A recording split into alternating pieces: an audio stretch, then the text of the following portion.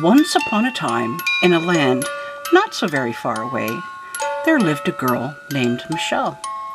And this is one of her paranormal stories. Hello, all you paranormal pondering people. Welcome to Michelle's Paranormal Pathways. Today, we are going to start our first installment of Once Upon a Time. My historical paranormal stories, the things that made me curious about the paranormal. This particular story starts in Hamilton, Ontario, 1979, 43 years ago, where I met a couple who told me about an experience they had, and they brought me along so I could experience it too. I'm going to be leaving out a lot of all of the historical stuff that led us up to this point where they suggested we go to this place, because I won't have enough room on the card. So it's a typical 70s type of a UFO story. It involves cars losing power, weird electrical stuff, weird lights, weird sounds, the very typical kind of a UFO story. Excuse me, sorry about that. When I met these people, she was a theater person. One of my Rocky Horror castmates had said, "You need to meet this person. She's my sister. You two would get along great. You're so much alike. You're like two peas in a pod."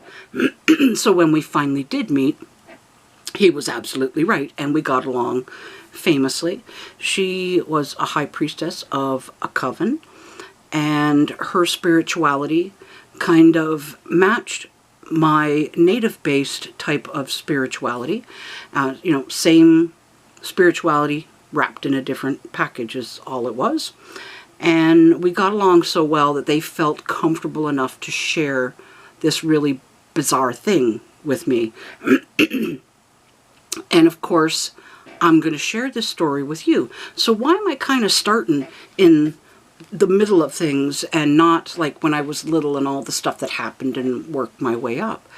Well, I was watching a video, and I'll just tell you what it was. It was put out by Small Town Monsters. That's their YouTube title. The video is Bigfoot Mountain dash Beyond the Trail. It's a type of documentary that these guys are working on. So there's a lot of Beyond the Trail videos, but this particular one is Bigfoot Mountain.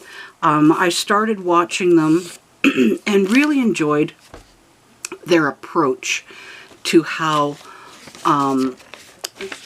they're researching, how they're trying to figure out what's going on. I really like their attitude towards what they're doing. So I just kept going through the videos, and I wasn't thinking about anything to do with 1979. I wasn't thinking about UFOs or anything like that, because, they're into cryptozoology and they're talking about Bigfoot, and I wasn't really making a connection. Of course, I was aware of lights in the skies and a possible connection to Bigfoot, but it wasn't really on the top of my head. It was somewhere filed in the back of my head. And they came to some evidence that happened, and it was like, I have not experienced this in over 43 years. So, boom, we jump into the middle of this story. They tell me about a place and what they've experienced there. How this has happened. I believe they said they'd been there about 5 times before this and explained all the different things that had happened. So they decide to take me. Between Hamilton and Milton, there is a road called Twiss Road, Twiss. It is still there. In 1979, there was nothing there. with the exception of 2 weird houses. There was an open field, so when you turned to come down Twist Road, we would stop at this tree, which we lovingly called our tree.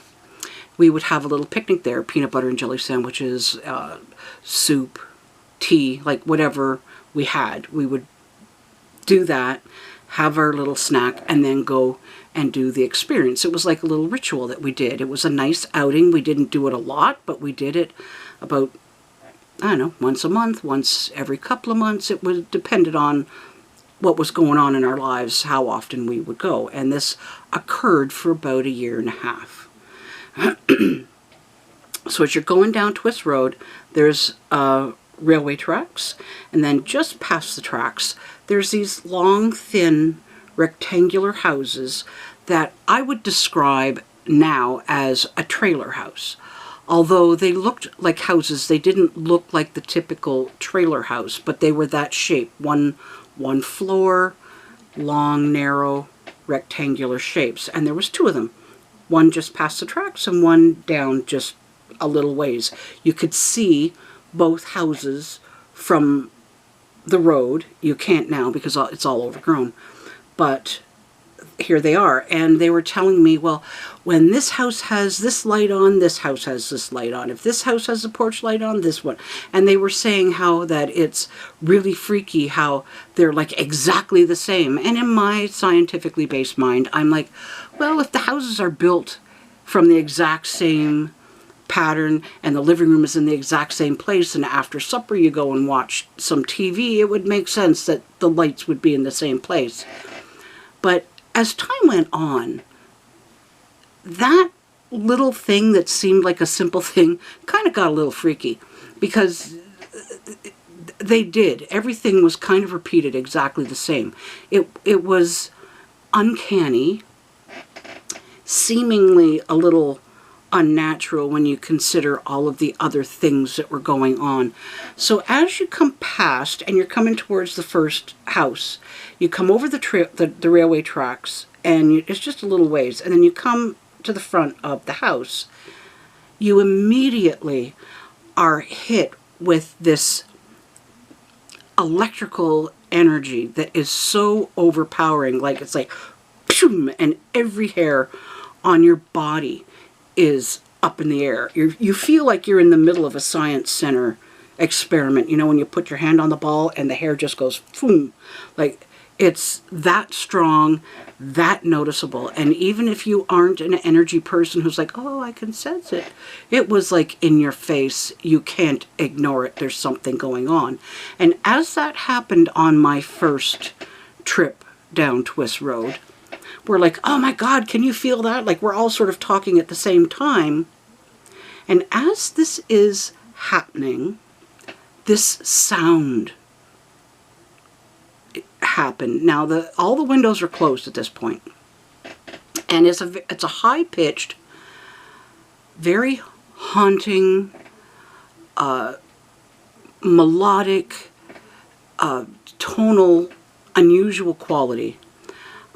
As this is happening, it seems like even though it's kind of low and quiet, it's really loud in your head. I know that kind of sounds weird, and everything about this incident is weird. There's no other way to explain it.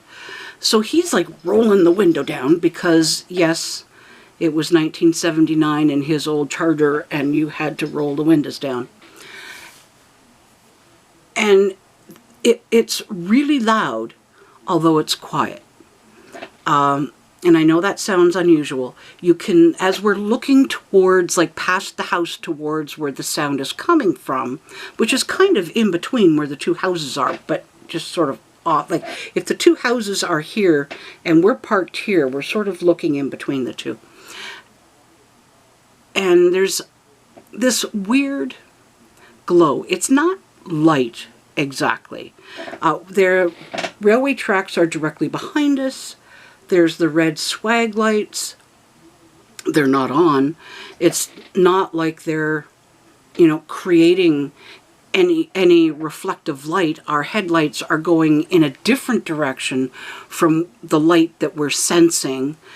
kind of a bluish white tinge that's there but not there. And I know that it's like, Michelle, what are you talking about? It's very difficult to explain. And you've got this high-pitched kind of a hum. And as this is happening, we see movement off to the left of that first house. And even though the light is low, there's a little bit of light coming from the house, not much. So we can see this figure coming.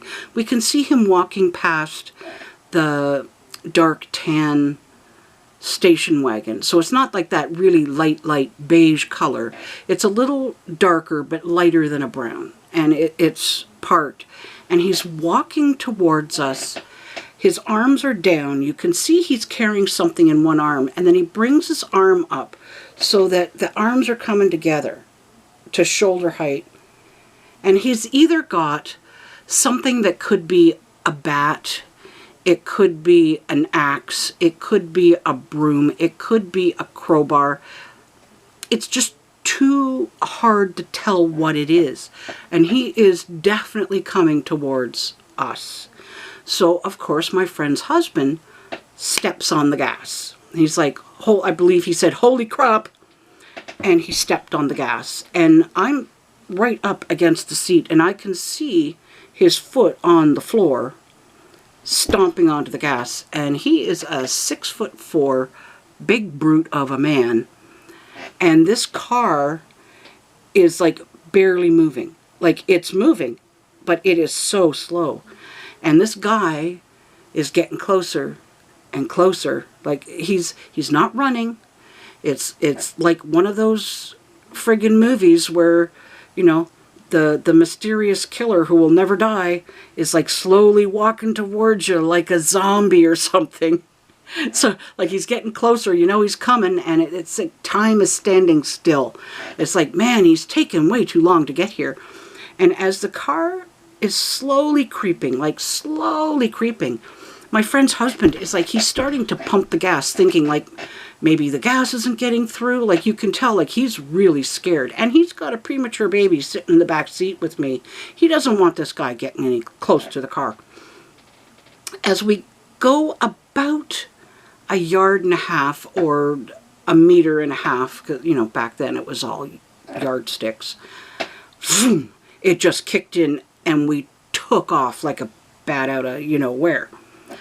Now, as we're zooming down Twist Road in the pitch black, because there are no street lights out there in 1979. It's the middle of nowhere out in the country. There's no lights.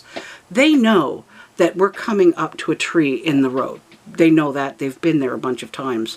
So as they're zooming down the road, I see the tree coming. I'm like, holy crap. And they both yell out, "Tree!" And they zoop around because that's their sense of humor. It was friggin' hilarious when I picked my jaw up off the floor and my heart out of my mouth. It was like, oh my God. Which, that was exciting and horrifying all at the same time.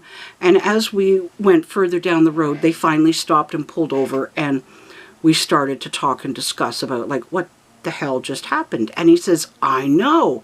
He says, when we were out here the last time, we had a compass with us. This guy wasn't here. The compass started spinning around. He says, I shit you not. Like, this, I don't understand what's going on.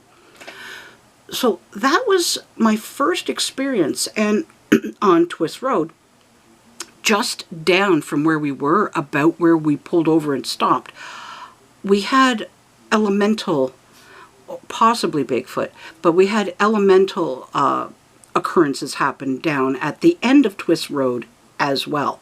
It's all built up now. This can't possibly happen.